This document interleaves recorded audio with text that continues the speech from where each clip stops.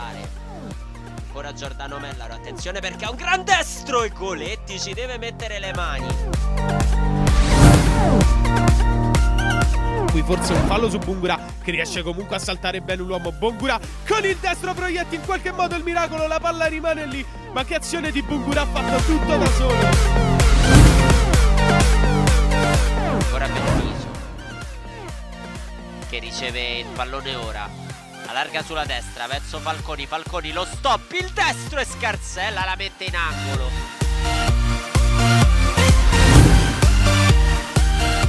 Pivot di questa sera del De Angelis, non ancora abbastanza però.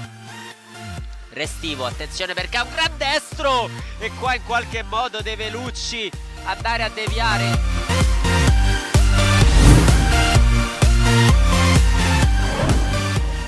Mirante punta ancora Natalucci, si rinnova il duello 1 contro 1, poi il pallone verso Stornelli e Depray fa una parata sensazionale, ma che tiro da parte di Enrico Stornelli, bravi tutti e due.